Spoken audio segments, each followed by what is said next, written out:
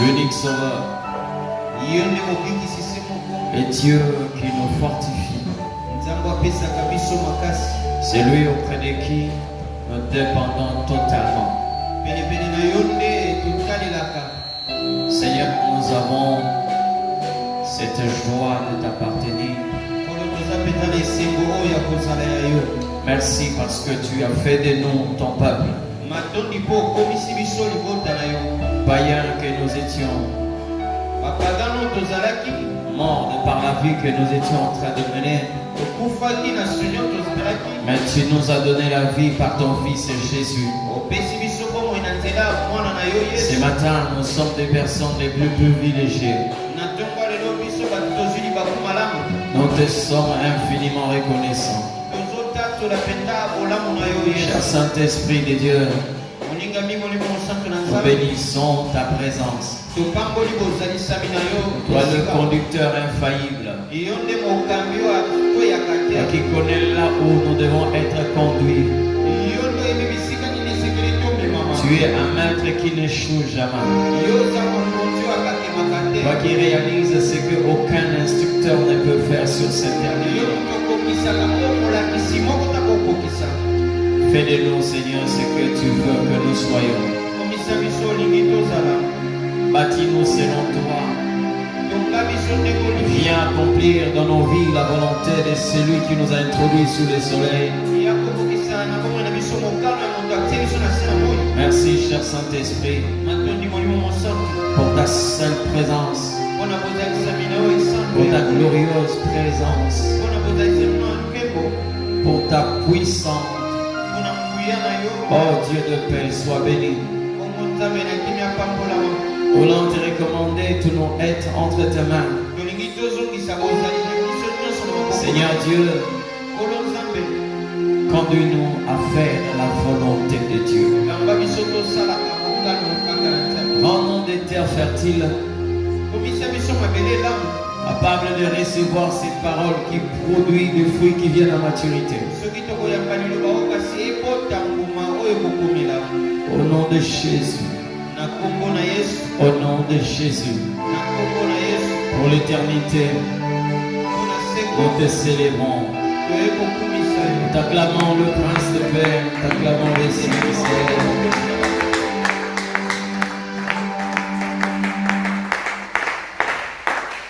Non, je t'ai demandé d'acclamer le Seigneur de Seigneurs.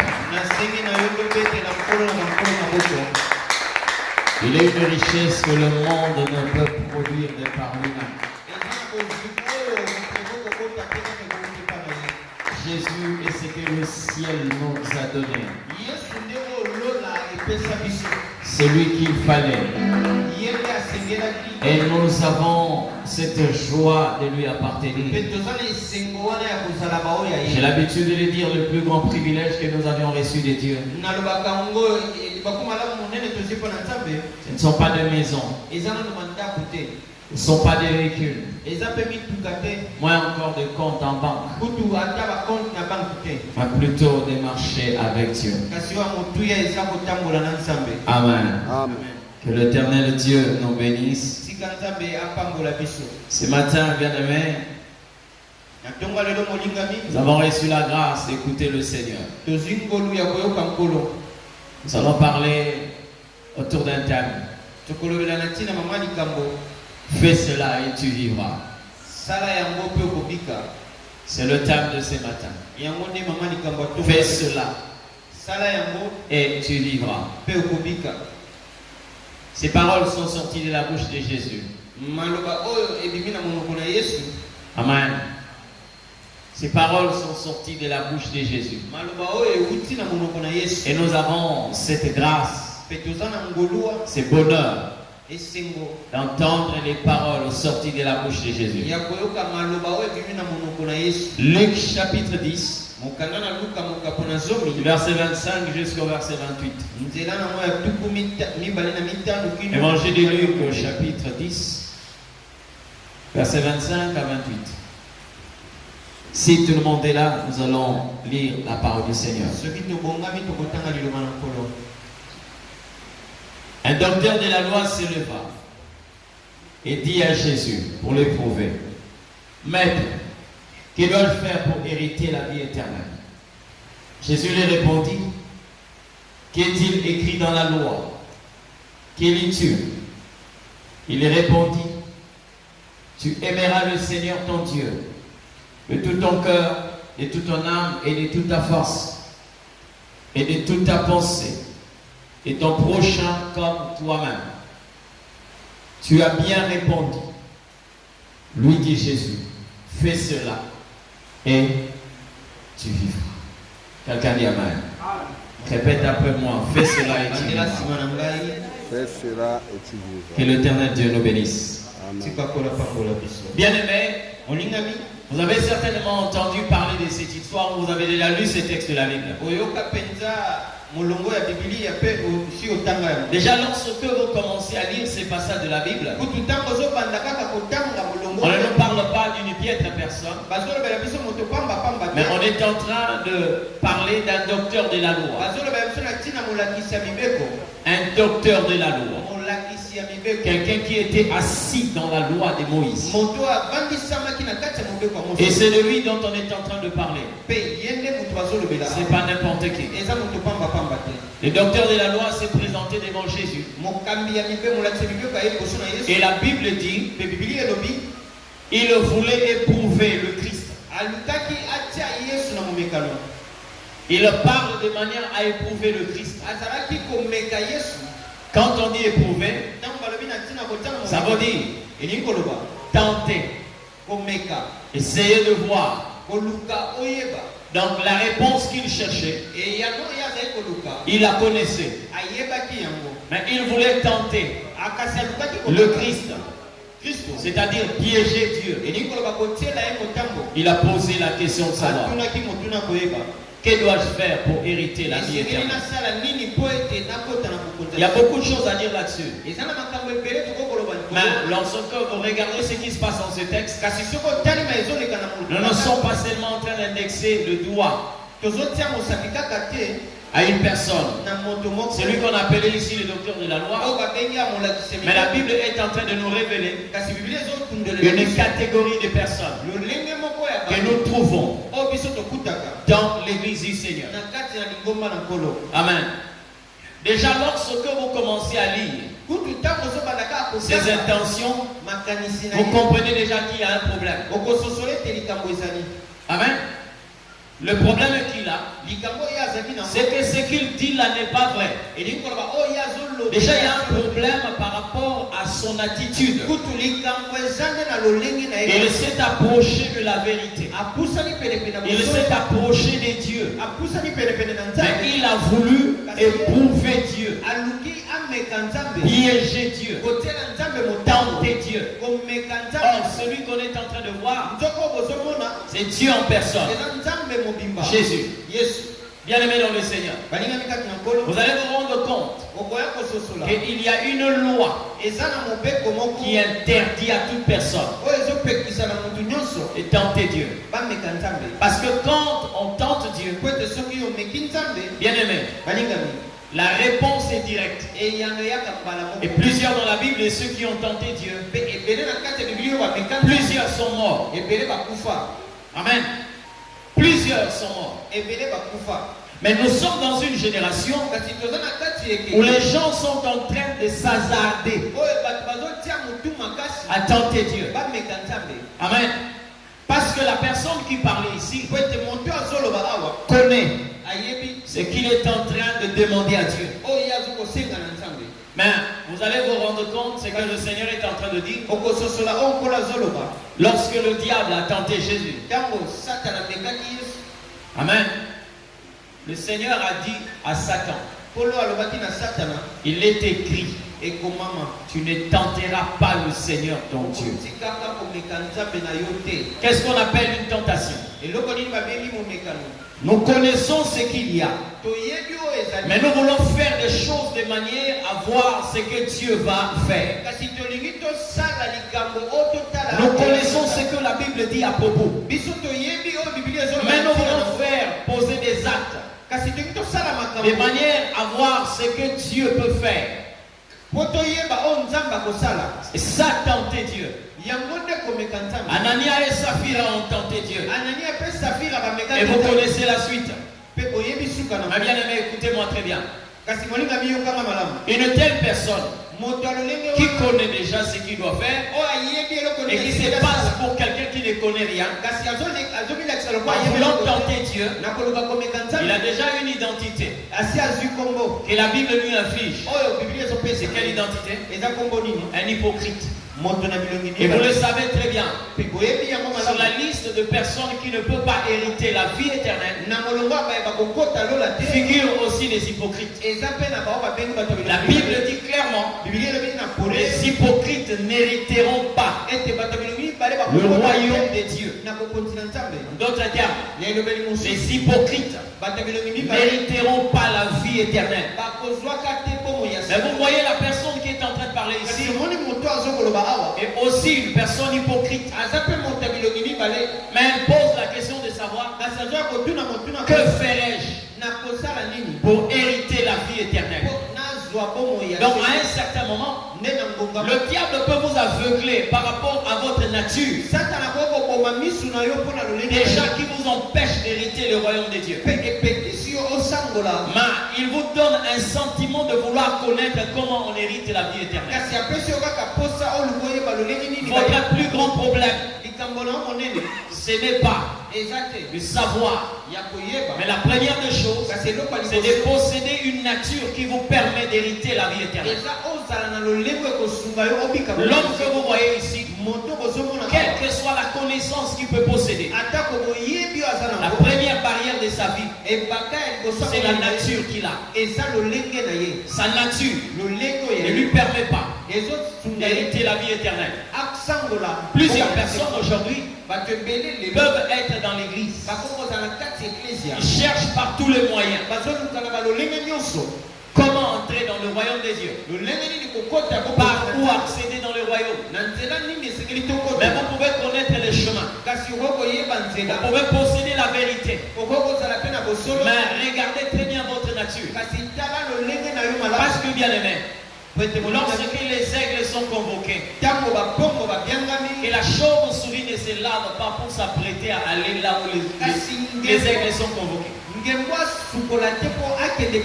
si vous détenez l'information, même si vous connaissez l'endroit, mais la chose qui vous disqualifie, c'est la nature que vous avez.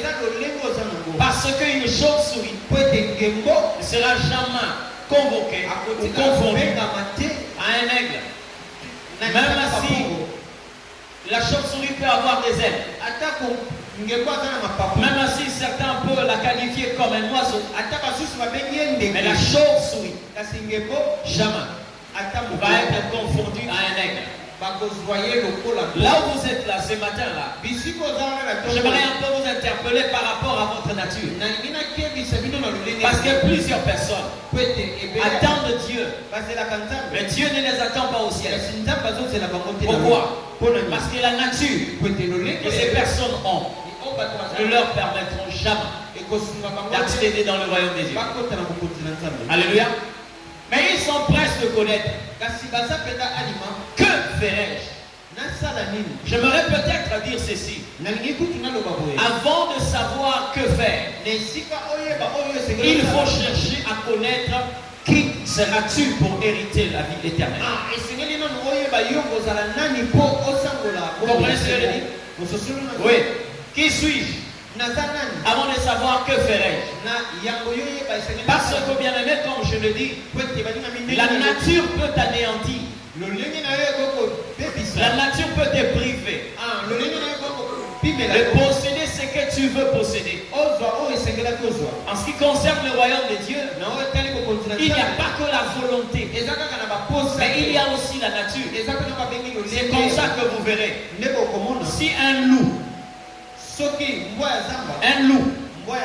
détient la volonté de se comporter comme une brebis, on ne peut jamais lui donner accès dans la bergerie, quelle que soit sa volonté. La première des choses qui l'empêche, c'est sa nature. D'accord? C'est sa nature. Parce que même s'il peut marcher à quatre pattes, il ne sera pas confondu à un bélier ou une brebis. C'est comme ça que Caïn ne tenait pas compte de sa nature, mais il a voulu d'abord connaître quoi faire. Il est allé chercher une offrande pour donner à l'Éternel, mais ne sachant pas que Dieu n'avait pas d'abord besoin d'une offrande, mais Dieu avait d'abord besoin d'une nature. C'est comme ça que malgré ce qu'il avait amené, il n'avait trouvé aucune place dans la présence de Dieu.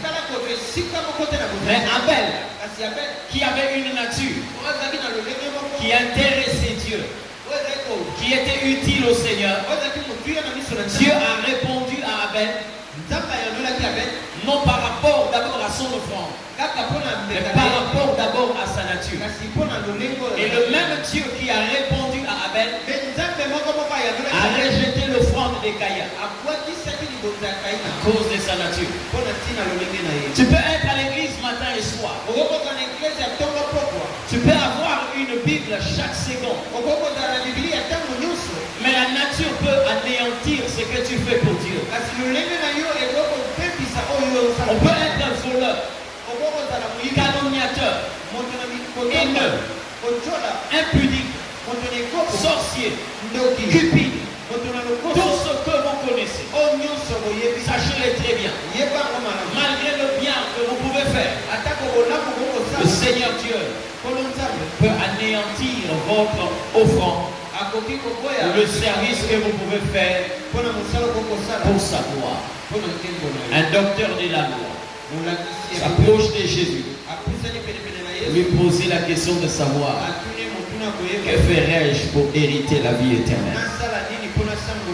J'aimerais dire à quelqu'un ce matin,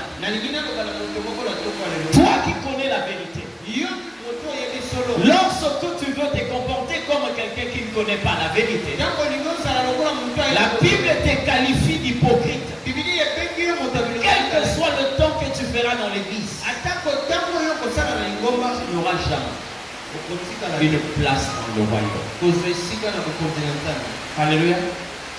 Que ferais-je pour hériter la vie éternelle?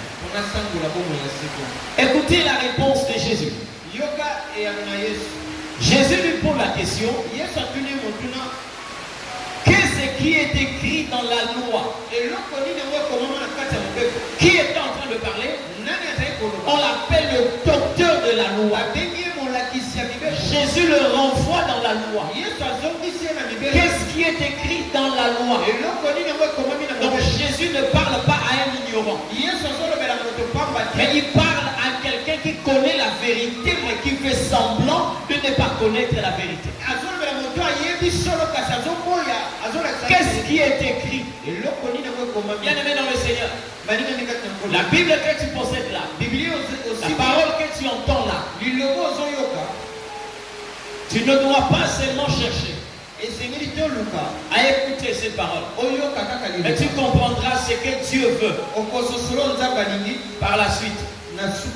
Il dit: que dit la loi? Qu'est-ce qui est écrit? Ça veut dire que la personne dont on parlait n'était pas un analphabète. Il connaissait lire la parole de Dieu. D'accord? D'une manière, bon, permettez-moi l'expression, il maîtrisait la loi. Mais sauf que Jésus ne lui a pas accordé du crédit tout simplement parce qu'il connaissait la loi. Le problème est ailleurs. Mais je veux vous dire une chose. Jésus n'a pas répondu à cette personne, mais Jésus a répondu pour ceux qui étaient autour de cette personne. Parce qu'il connaissait que cet homme connaît ce qu'il est en train de me demander. Mais pour ne pas garder silence, pour ceux qui sont là, je veux répondre. Non pour lui, mais pour ceux qui sont autour de lui. Vous savez, il y a des choses que Jésus peut faire autour de vous. Ce n'est pas pour vous, mais pour ceux qui vous entourent. Il peut se permettre de certaines choses dans votre vie. Non pour vous, mais pour les gens qui sont autour de vous. C'est comme ça que quand il s'est présenté devant la tombe de Lazare, Jésus n'a pas prié pour Lazare. Jésus n'a pas prié aussi pour Marie et Marthe. Mais il a bien signifié. J'ai prié pour ceux qui sont là. Amen. Il a bien signifié. J'ai prié pour ceux qui sont là. Père, je te remercie parce que tu m'as exaucé. Pour moi, je sais que tu m'exauces toujours. Mais j'ai prié pour ceux-là. Bien aimé dans le Seigneur. Tu peux être un matériel didactique pour Dieu. Pour que le Seigneur enseigne d'autres personnes. Parce que la vie que commençait à mener Saoul était un enseignement pour David. Une manière pour Dieu de dire à David, regarde comment est-ce que l'homme qui désobéit à Dieu peut commencer à vivre. Lorsque tu vois un roi sur son trône, avec sa couronne, les colliers et les habits royaux, piquer une crise d'épilepsie, et que les démons qui le maltraitaient ne tenaient même pas compte de sa position de roi. Alors toi qui dois être le prochain, fais attention. David avait un enseignement devant lui, un cours devant lui. C'était Saül. Dieu peut le faire aussi pour toi. Un jour, l'Éternel a enseigné la crainte des dieux à une église. Je parle de l'église primitive. Il a utilisé Anania et Saphira pour enseigner la crainte de Dieu à ceux qui étaient là. Ça peut arriver aussi dans ta vie. Mais je sais que dans ta vie, il y a des personnes que tu vois, des situations que tu vois, que tu dois considérer comme un enseignement que Dieu est en train de te donner. Lorsque tu vois des personnes qui ont marché avec Dieu commencer à s'égarer, à s'empiffrer d'alcool, à se livrer à une mauvaise vie, cela ne doit pas te pousser à se moquer d'eux. Mais ça doit être un enseignement pour te dire fais attention. Parce qu'il y a de ceux qui étaient le premier aujourd'hui qui sont devenus les derniers. Toi aussi. Prends garde. Amen. Jésus parlait. Non à cet homme. Mais il a répondu pour ceux qui étaient là. Il pose la question. Que dit la loi à propos? Qu'est-ce qui est écrit? Et il répondit. Lui, le docteur de la loi. Il est écrit. Tu aimeras le Seigneur ton Dieu de tout ton cœur, de toute ton âme, de toute ta force et de toute ta pensée. Et tu aimeras le Seigneur, le prochain comme toi-même.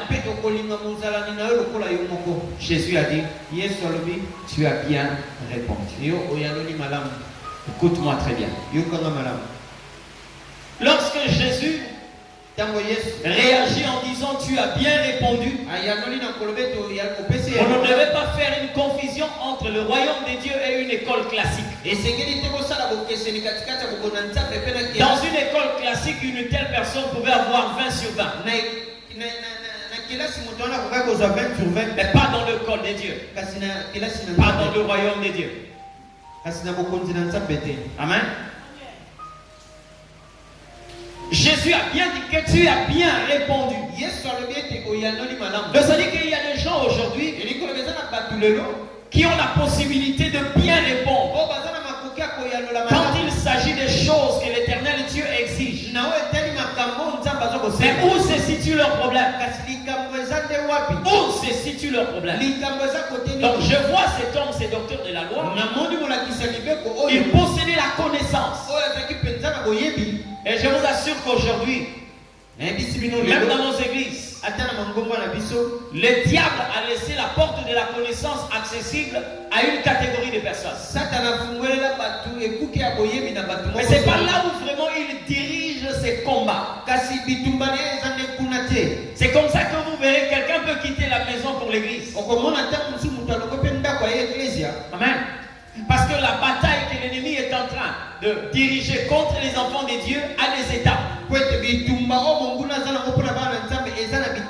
Sur la connaissance, il y a une porte qui est ouverte. Et vous verrez aujourd'hui beaucoup de personnes, lorsque vous dites Matthieu 7,7, hein? Gens peuvent le répéter sans ouvrir leur Bible. Jean chapitre 3 verset 16. Jean chapitre 3 verset 16. Psaume 23. Psaume 23. Certains passages que nous citons comme ça, les gens peuvent le répéter facile. Mais leur plus grand problème reste à quel niveau? Vous savez quoi? Dans une école classique, lorsque on vous pose la question et que vous répondez textuellement tel que la réponse était en train d'exiger que vous puissiez répondre, on vous donne 2 points. Et vous avez la possibilité de passer en classe supérieure. C'est pas ça. S'il faut même qu'on puisse vous donner un trophée, on va vous donner.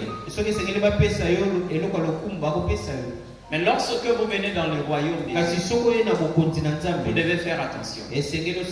D'accord? Très attention. Je vais vous montrer ici pourquoi Jésus parle de la sorte. Écoutez. Lorsque nous sommes dans une école classique, l'école classique vise la tête. C'est-à-dire qu'on est en train de chercher des personnes qui ont une tête bien faite. Mais dans le royaume de Dieu, le premier élément que vise le royaume, c'est le cœur. C'est comme ça que vous verrez dans nos écoles classiques, quelqu'un peut avoir mauvais cœur, mais il a une bonne tête, mais il est en train de briller. Mais dans le royaume de Dieu, vous pouvez avoir une bonne tête, mais lorsque vous n'avez pas un bon cœur, vous ne pouvez même pas avoir accès dans le royaume.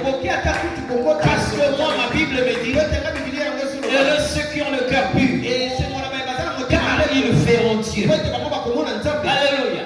Heureux ceux qui ont le cœur pur. C'est comme ça que vous verrez aujourd'hui.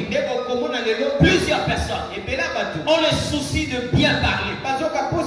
Mais leur plus grand problème, c'est au niveau de leur cœur. Amen.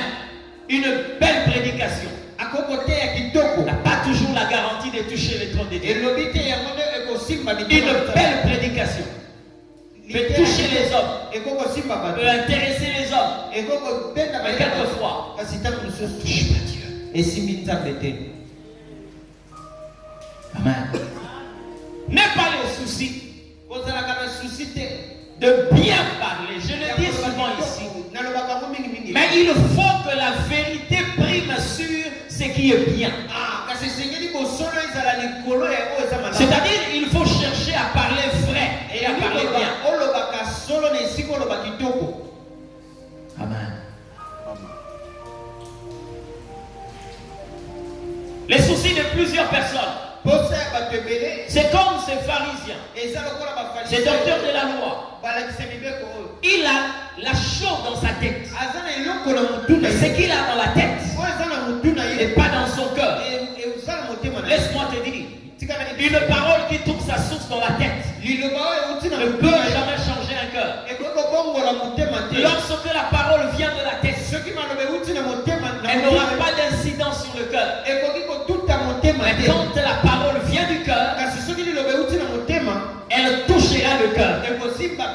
Alléluia. Elle touchera le cœur. Ça veut dire, pour moi qui suis en train de prêcher, je ne suis pas là seulement pour que ma bouche vous parle. Que le Seigneur utilise ma bouche pour vous parler. J'ai 2 manières de prêcher la même prédication. Je prêche la prédication par la bouche, et je prêche cette prédication par la vie.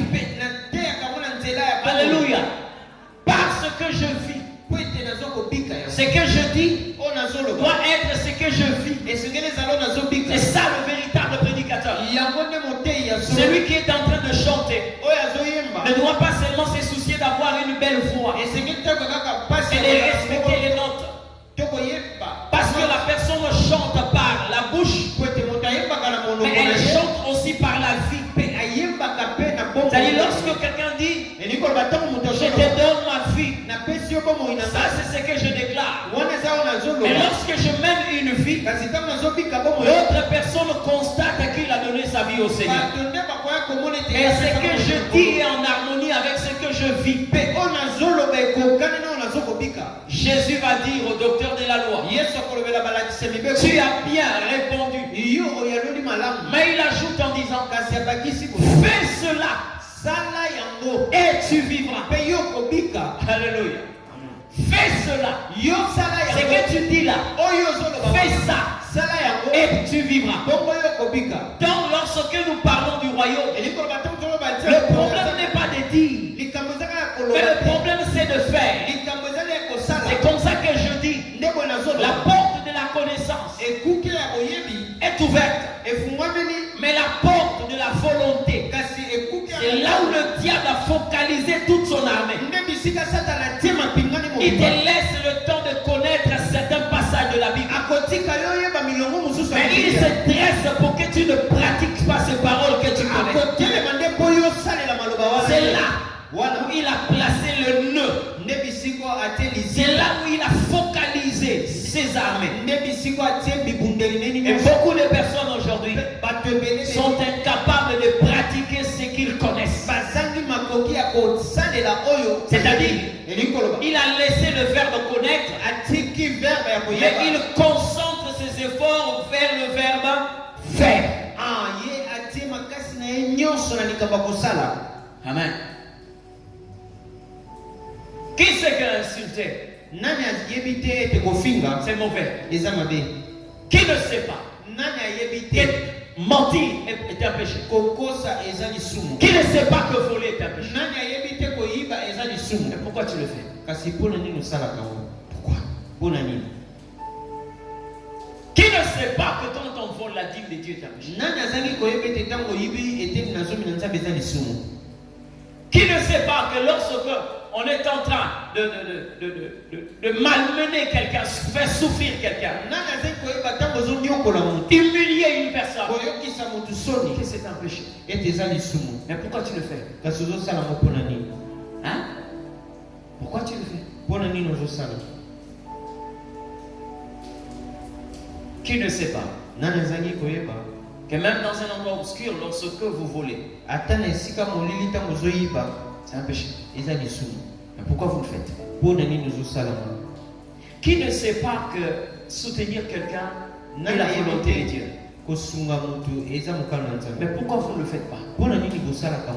Qui ne sait pas que dire la vérité c'est ce que Dieu veut? Mais pourquoi on ne le fait pas? C'est parce que le diable a concentré sa force sur le verbe faire. Jésus a dit, fais cela et tu vivras. Amen. Tu n'auras pas besoin que le pasteur soit là. La preuve c'est quoi? C'est que des choses que l'Éternel Dieu te défend, tu ne le fais pas devant tout le monde. Hein? Qui a déjà volé au bonjour? Que le propriétaire est là en train de te regarder et tu es en train de voler.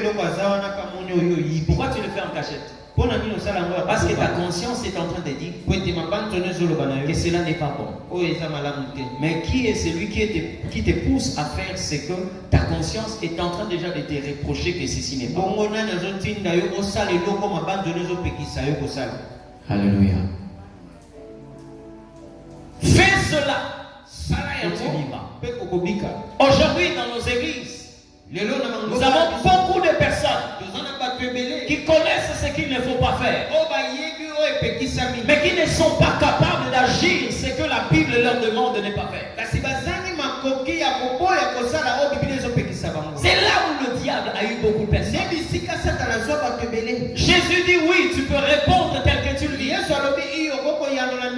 Fais cela kasi sala yango et tu vivras. po kobika. Écoutez, Yoka. le Seigneur Dieu Kolo Nzambe n'a pas accordé du crédit à ceux-là. atikaki te ba oyo Ils se mettent à raconter nuit et jour.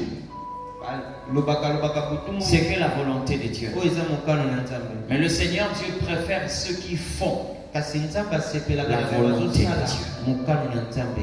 Amen.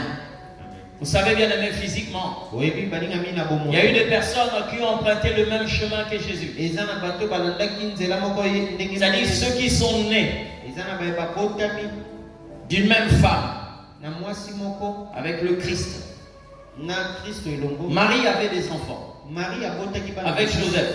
na Joseph. Et physiquement, Pe na bomoto biologiquement, na makila on les a appelés les frères de Jésus et ses sœurs. benga bango bandeko ya Yesu ya mibali pe. Mais un jour, Jésus a refusé Kasi mokolo moko Yesu leur appartenance kozala ya bango à son royaume. na bokonzi na ye. Vous savez pourquoi? Oyebi mpona nini? Est-ce que vous ne savez pas que Marie avait des enfants? Boyebi te Après Marie Jésus. abotaki na nsima Yesu. Si. Iyo Mais les gens sont venus dire à Jésus, kasi bato baye koyebisa Yesu tes frères et tes sœurs bandeko na ya basi sont dehors. baza libanda. Ta mère aussi est dehors. Mama na yo baza libanda. Quelle a été la réaction de Jésus? Et ya na Yesu ezaki. Est-ce que ce que les gens disaient là était faux? O bato baza kolobeza lokuta Non. te. Non. Te. Marie était dehors. Marie azaki libanda. Avec les enfants qu'elle a eus après Jésus. na bana oyo abota nsima na Yesu bandeko ya Yesu. Amen.